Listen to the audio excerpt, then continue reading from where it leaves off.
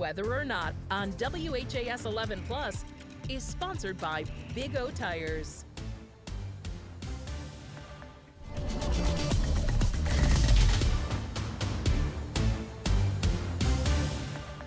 Hello and welcome to another episode of Weather or Not, sponsored by Big O Tires. It's our weekly weather streaming show exclusively here on WHAS 11 Plus. I'm Chief Meteorologist Mallory Schnell, joined alongside meteorologist Matt Willoughby and Austin Evans today. Hopefully everybody is enjoying the warmer weather that we've had around this week. Mm-hmm. Yeah, it's been really nice, honestly. He likes it so much, he's smacking us. I love warm weather. That's obviously the one big thing this week. That's the one change that we've had compared to the icy, cold weather that we had for the end of January and beginning of February. The big melts. The melt is on. It's finally nice to get away from Getting in and out of my car is now not a treacherous ordeal. Yeah, don't have to step over or hop over any ice or anything. Right. Nope. I just need a car wash now. I don't know about you guys. Badly. My car is disgusting. But we can take a look at some temperatures here that we've had so far this month. The blue means below average high, and the red means above average high. And you can see how we flipped the script this week. Upper 40s, even on Monday, felt great. Close to 70 on Tuesday. And then yesterday, 50 degrees with sunshine. Honestly, I was all about it. It wasn't bad. Weirdly enough, yesterday for Wednesday, which was when we're recording this, felt better than Monday, and it was only like a 2-degree difference. I don't know what the reason was for that, but you know, sunshine, it's just light weird winds. weather. I didn't even need a jacket yesterday. It was quite strange. But we did make it 17 consecutive days with at least 1 inch of snow on the ground. I think for the climate books, this will say 16 because you know they take the snow depth the morning at 7 a.m. We didn't have an inch of snow depth Saturday when all this snow started on the 24th. But anyway, there were still 17 days of snow on the ground for us. That was a long 17 days. For normal people talk, for the records. Right. Well, those are records. It's still the longest stretch that we've had in, I looked up, 25 years in Louisville. Is that 49-day one? Or? So that was back, I looked up when that was. It was 1978. Oh, that was the record. That was when we had 49 days of at least an inch of snow on the ground. So if you can imagine how long we had that, and tack on another 32 days. Like to 17 felt like a long time. It was just cold every day. Snow, tired of seeing it, and it just kept getting dirtier and dirtier. Yeah. But 40 some days, oh my God, I couldn't do that. And it's just crazy for how long it stayed on the ground. I mean, I know we were cold, but like how long, a little bit, it wasn't even that much snow at the end of the day, at least for Louisville. You know, southern Indiana definitely got more, but for us, it just was 5 to 7 inches. Yeah, it wasn't much. It never warmed up, and then when we would get a little bit of sunshine and melted, it just refreeze. I'm glad to see it gone. Now it's been replaced by mud. Yes, and we're going to continue to see our warming trend. Obviously, we're not as warm as we were when we were near 70 degrees, but still 40s, 50s, some 60s next week, looking good. You're seeing that in your temperature trends. Overall, looking like a milder pattern for us. Definitely feeling a bit more like spring, so we'll be keeping an eye on that for you. But 6 to 10 day and 8 to 14 day temperature outlooks looking orange. I mean, that's some of the deepest, I think, ones when you say likely above average. I mean, we're right in the bullseye of that. So I am very excited about seeing some finally above average temperatures. I know it's always winter. It's kind of dreary, cloudy. After Christmas and everything, the magic is gone. But it's winter. I'm over it at this point.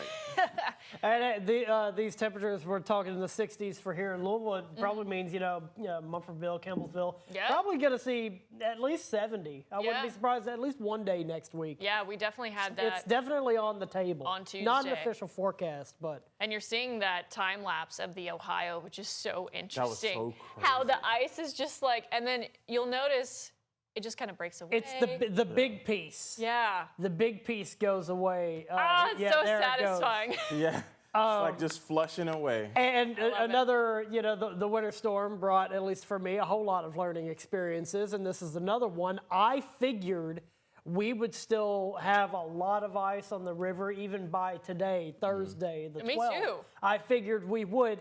It turns out we won't. No. because there ain't really any left. No. If there's any none at all. I left. haven't looked yet. Yeah, that was a fast melt. I It- wasn't expecting that either. It melted quickly, and that shows you the power of convection and Yes. moving. Yes. Moving Movement currents and liquid. It melted that ice real fast. Yeah, very, very cool to see. I could watch those time lapses all day. Yeah, it's a really cool sight, honestly. But I know you guys weren't here this time last year. I was, and I kind of forgot how busy February was for us. Yeah, we're so this week in weather history, we are just going a year back. We had a prolonged period of heavy rainfall. It was around this time last year, Valentine's weekend, the 15th and the 16th. And I know last year when we think of flooding, for most of us, we think of April. That's when we had Thunder over Louisville canceled. That was the big flooding. But we did actually have flooding in February. And I will say February does tend to be kind of a flooding month for Louisville. We can see it with snow melt. We can see it with rising river levels. But this is the Kentucky Mesonet showing we got anywhere between 2 to 6 inches of rainfall. It's just the fact that that all fell over 48 hours. I was looking at that. I was like, oh, this is That's monthly. that's a lot of rain over 2 days. Yeah. Well, and in general, you know, it's the end of winter. We had a snowy January. We had some snows in February that were lighter, but still that ground was really saturated. So we couldn't really handle a ton of snow. You know, you're starting to thaw out as well. And something here, I know there's a lot of graphics on this. I got this from the National Weather Service, but this shows that days ahead of time, we knew this was going to be a heavy rain event. It was just a warm front was lifting, becoming stationary before a cold front swung through. And with that, we were just getting that southwest flow, that moisture transport. And so we had a moderate risk. This is for excessive rainfall. This is not for severe weather. This is excessive rainfall or your risk of flash flooding. We had that days in advance, and then the day before and the day of, we had the purple, which I believe they call that high risk. Yeah, that's high risk. So that's your high risk of flash flooding, which anytime you see that on a map, it's like, you don't know, wanna it's see not that. going to be Yeah. good. But you see, WPC, I don't think they write practically perfect verification on a whole lot of things that they put out because inherently it's hard to do. Right. But they nailed that. Yes, yes. So I mean, we had that front set up. We had 2 to 6 inches of rainfall that fell across Kentucky, and a lot of it was, I would say, along the parkway, south of the parkways into western Kentucky. And I do have some stats on this graphic here. They issued 30 flood warnings, 47 flash flood warnings. We did have flash flooding in Louisville. We had water rescues in Louisville as well. There was a severe weather threat, but that was kind of secondary. We had some severe thunderstorm warnings, 2 tornado warnings in the state. I don't even know if we had them in our viewing area. They got to be embedded. Right. Embedded things. Yeah, so it was that warm front lifted and then cold front swung through, and that's when we had those 2 tornado warnings. Obviously, we talked about the high risk for excessive rainfall for Saturday the 15th, but we had 300, these are across the state, let that be known for Kentucky, 300 road closures, 400,000 without power, and 1,000 water rescues. That's a lot of water rescues. So, I mean, a lot of it, I know Eastern Kentucky got hit hard. The forecast office in Jackson, Kentucky, they were required to shelter in place on a generator. That was when the flooded roads kind of cut off their exit route. So it was pretty bad across the state. On top of that, beyond it, we had obviously rivers are always delayed with how they rise. So this was the Rolling Fork River near Boston. That's in Nelson County. And you can tell that they had some major flooding there before things did subside. So this kept us busy that week in February. We had at least a dozen river sites with crests within the top 5 of recorded crests on record. As we mentioned, a few severe thunderstorm warnings. And I do want to point this out because this was wild. We were under a tornado watch the night before. I came into work. It was a Saturday night. The next day, it snowed. So, oh, wow, really? And I did not know that. Yeah, we thought we were going to have some wraparound, like flurries. Yeah. Maybe an inch. Man, this is dumped. a messy system. It dumped. And you have to think, you know, for the areas that did flood, then they had snow on top of That it. is, that's That- pretty messy. That's insulting. Yeah. So, They would flood and then snow. So you're going from, flooded waters and then it goes to cold and then snow. It it was a busy weekend. And well, so many of us were focused on the flooding and on Yeah. the severe threat, of course. And the snow was always kind of like, yeah, it might snow on the backside of this. But a lot of times the moisture exits before the cold air catches up. Yep. Not this time. It just like dumped snow the next Wow. day. I mean, yeah, that looks like a So, little snowfall. That was this week in Mother History just last year. Wow. It was busy. It was a busy year last year. So I'm happy that this year is quieter. And it's good because, of course, we have Valentine's Day this weekend. Yeah. So it's going to be rainy, but at least Yep. it's not going to be snowy. This love is not the only thing that will be in the air. Right? Rain will be in the air.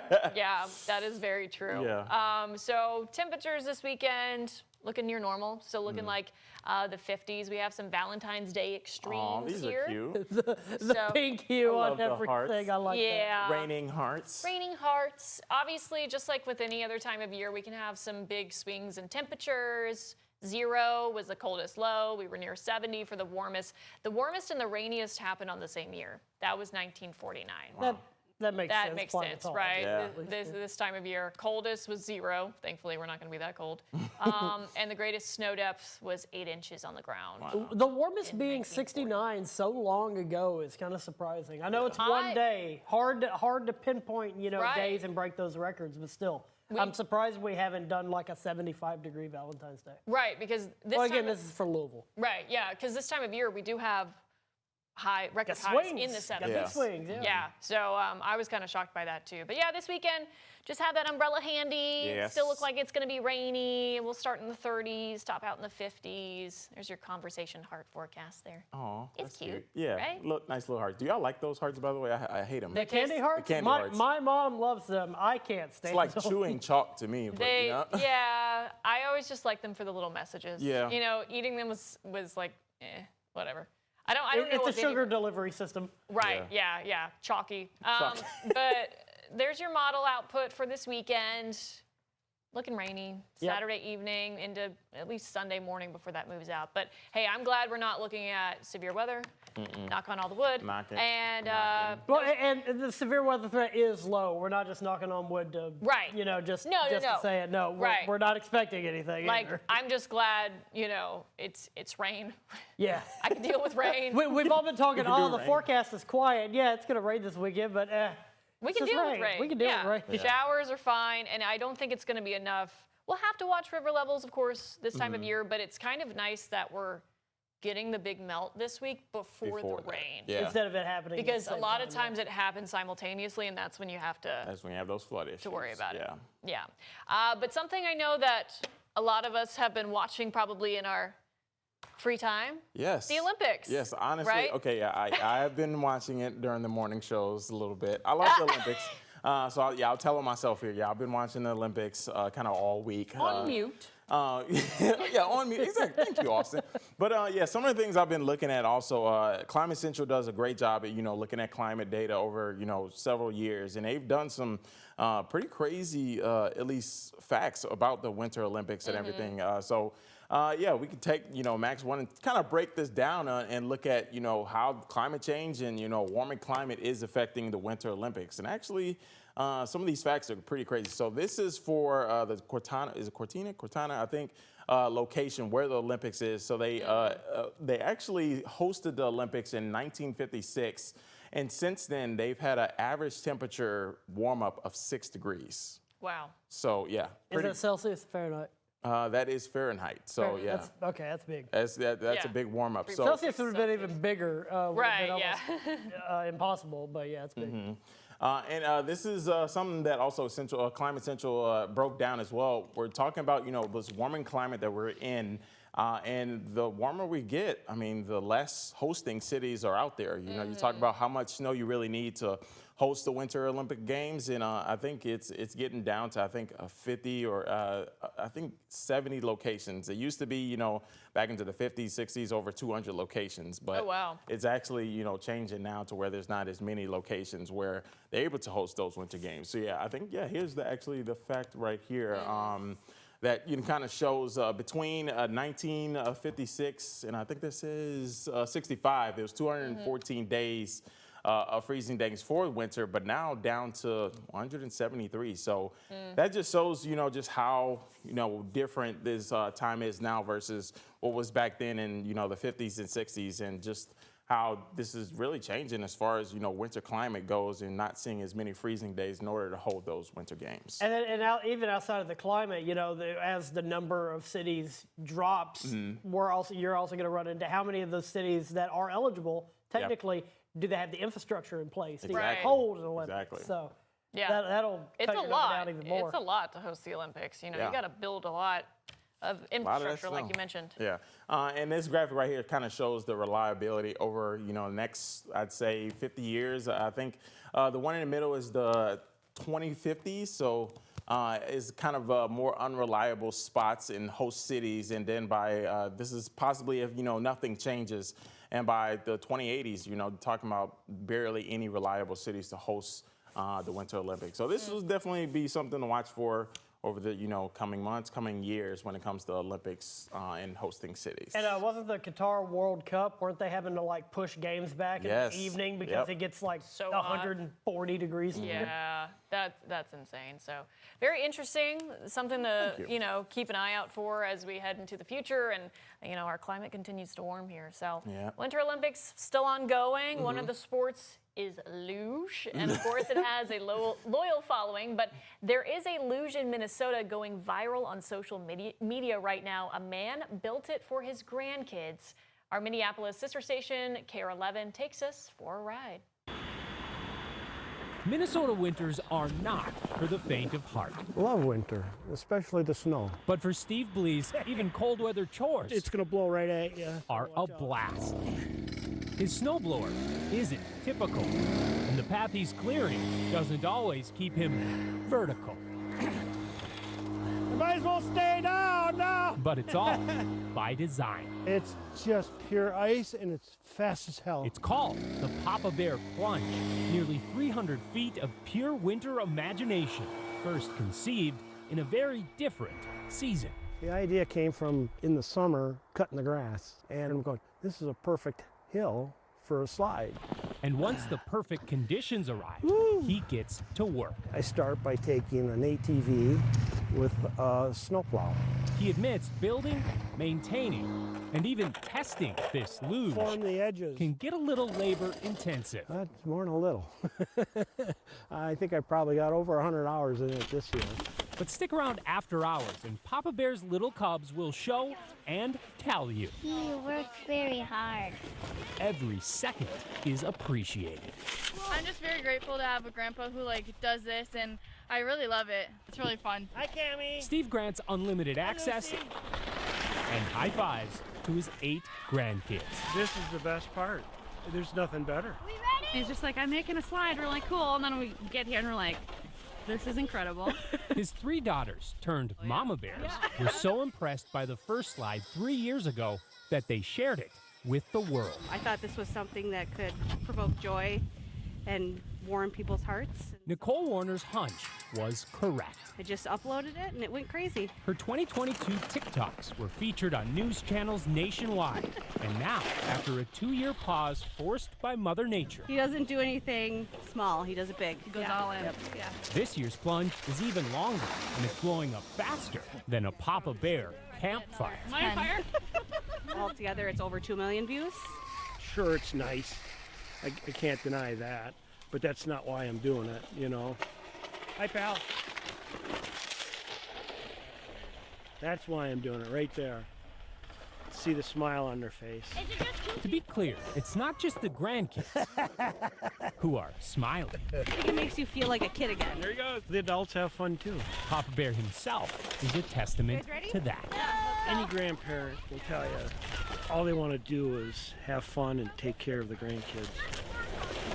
Minnesota winters may not be for the faint of heart, but with the right perspective and conditions, they just might fill it. I'm a lucky guy. The good Lord gave me all the right elements to do it. And it's not something you can do every year, right? So you do it when you can. I love that. We That need a was so cute. gridectomy. Yeah. So If only sweet. we could have built that here. Yeah, I don't think we had enough snow for it, but I don't know if y'all follow Katie Nicolau on any of her social media. She's a meteorologist in Lansing, Michigan. She builds forecast Wow. outside of her station. regularly. It snows a lot there, so she just built. She posted all over Facebook. It's really cool. Do you all have a favorite talent? I couldn't do that. Do you all have a favorite Olympic sport? Winter Olympics? Snowboarding, easily. It's so cool. Me too. Yeah, Me too. really? Yes, I like the ice dancing. But that also, it makes me nervous. Any kind of figure skating, ice dancing, that's great. But I wish I could do the half pipe on the snowboard. The best. The half pipe is the cool. best, yeah. If I were gonna try any of them, it'd probably be snowboarding. But I do like hockey a lot. Hockey's, and I'm a Leafs fan, so hockey's just pain. There we go. At this point, but shout out to everyone that watches Heated Rivalry. Yeah, I had to throw that in there. Yeah. We're going to take a short break, but when we come back, we're going to talk about weather trivia, viral weather videos, and our photos of the week, so stay tuned. Big O Tires has more than 460 locations nationwide. We feel everyone in our community deserves legendary care. Big O is the team you trust. At Big O, that now is no problem at all. Right now, get $80 to $120 instant savings on 4 select in-stock tires with installation purchase, plus 0 interest if paid in full within 12 or 6 months. Big O Tires, the team you trust.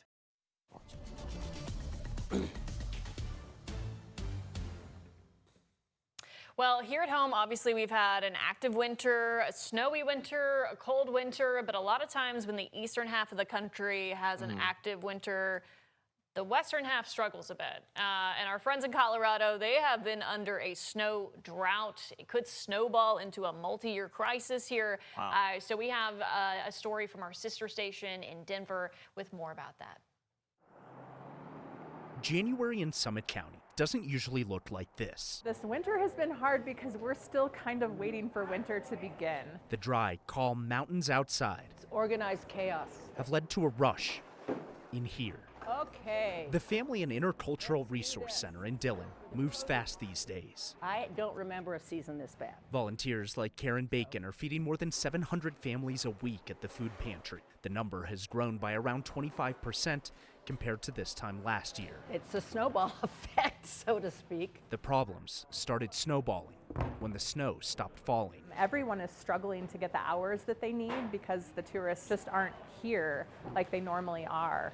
Because the snow's not here, and so people aren't coming up as much. Brianne Snow runs the Resource Center, which also provides health and financial support services. We are seeing people walk in here that have never walked in here before, who have never really needed help before, and it is a last resort in order to stay in our community. Colorado's ski towns rely on the people in service industries to keep them running. Those people rely on the tourists that visit for money, and those tourists want snow.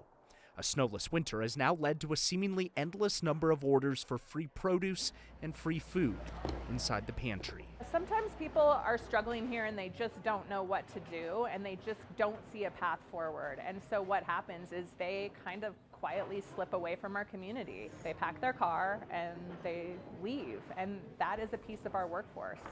Snow comes and goes. But it's the industry up here. But Summit County will always rely on its people. As they're our backbone of our community. This room offers a little help until the mountains are covered in white again. We're seeing people leave, and so we are trying to give them a pathway to be able to stay here. Well done. And I think that story showed an interesting point. Like, I think of snowpack as water resources. As somebody who's lived out west, it's very, very important for water resources when it does get warm, and for things like wildfire prevention and things like that. But also, people's livelihoods out there are built around tourism, and they're not getting the tourists. Ski resorts It's really weird to think of Colorado with no snow. Right. Yeah, some of those views, I was like, there's no That snow don't, in those it don't look mountains. right. No. It just don't look right. Yeah, and I mean, thankfully the pattern is changing because we are, we've been warming and drying a bit, so they have been getting more active weather this week, but it's still going to take some time because they're under such a drought. I mean, they're behind on, how much snowpack they really get around this time of year. And you can see the drought monitor here, lots of oranges and reds out west. So hopefully the pattern continues to become more active for them and they get some big spring snows because they definitely need it. Yes, they do. All right, now time to switch gears for one of our favorite weather segments of the week. Yay. It is Weekly Weather Trivia with meteorologist Matt Breland. Hey, thanks for watching us again on Whether or Not, and you're just in time for this week's edition of Weather Trivia. I'm meteorologist Matt Breland, and today's weather question, true or false? Thunder is louder in the cold. So think about it. Get your science brain going. The answer is true. Thunder is louder in cold weather because cold air is more dense. Whenever something is more dense, whether it be air, a solid, sound can travel easier and louder through it. So that allows for sound waves to travel quicker through that cold air. And also, whenever there's warmer air above that colder air, it can essentially trap those sound waves and keep it from dissipating upwards. So that can also make the thunder sound louder and also last longer. You may also notice the same thing with airplanes. Airplanes in cold weather can sound like they're almost right up above your rooftop. It's all because of the cold air, keeping those sound waves essentially trapped down. That's it for this week's edition of Weather Trivia. Guys, back over to you. Science lesson here. We love Yes. a science lesson on Whether or Not, so the more you know. These are always little factoids that you can kind of impress your friends with. And sometimes they even teach me something. Teach you something. No, same. Yeah. All three of us. Yes. So our weather video of the week takes us up north, where things have been frozen here at home, right? But even more frozen up. This is Lake Erie near Ontario. Oh, wow. And That's crazy. you found this video, Matt? Yeah, me and producer Matt found this video. This is actually where area on the other side of Lake Erie where, I mean, it's, I think they were at 95% of ice coverage. So I used to live in Toledo where we're on the western portion of Lake Erie. And yeah, I mean, a time like this where you get so much cold days, day after day, I mean, that ice forms so rapidly and it just, freezes over. That's wild. That doesn't even look like there should be a lake underneath that. No, it looks like just the icy. Just looks like snow. Yeah. It looks like the ground. It also looks so cold. So cold, yeah. So, I mean, obviously we've had the icy Ohio, but theirs is like next level. It's next up level. there in the Great Lakes. And people do a lot of things like ice fishing. So they'll, there's, hundreds of people that go out on Lake Erie just to do some ice fishing. It's pretty crazy. I've never done it, but I've seen people had to get rescued because, I think this past week, like, the ice can crack. Yeah, that happened. In the form of Lake Erie. It was Lake Erie, right? Yes. Lake Erie cracked from top to bottom, north to south. Some ridiculously long, large crack you could see from space. That was really cool to see. I thought that was what the video was going to be when I saw it on the paper. But yes, very cool, very cold. Very cold. Yeah, and here at home, we've had our own good visuals this week for weather photos of the week. And now, they're not going to be quite as snowy anymore, but we do have a few of them still left over from the snow. This is from our Facebook group, Kentucky, Indiana Cloud Watchers. This is our Louisville Water Tower, which I have not gone over and checked out. I need to.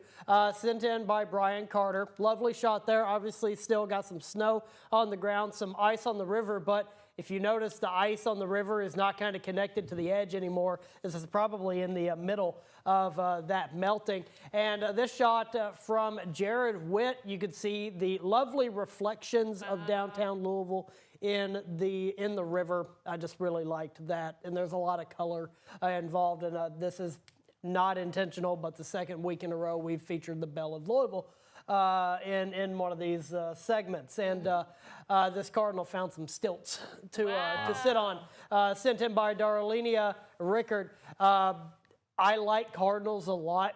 They're very, very pretty birds. Go Cards. Taylor County as well. Taylor County Cardinals. But really nice shot of that cardinal not having anything to do with sitting on anything cold. He gonna take a seat on those stilts. So those are the photos of the week. Keep them coming.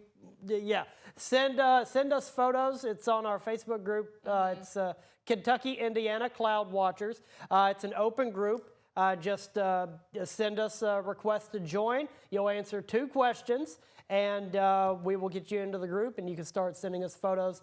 Like I've said, every time we've started this segment, it's part of my favorite part of the week, going through these pictures. All right. Well, that's going to wrap up this week's episode of Whether or Not. Thanks for joining us, and we'll see you back here next time.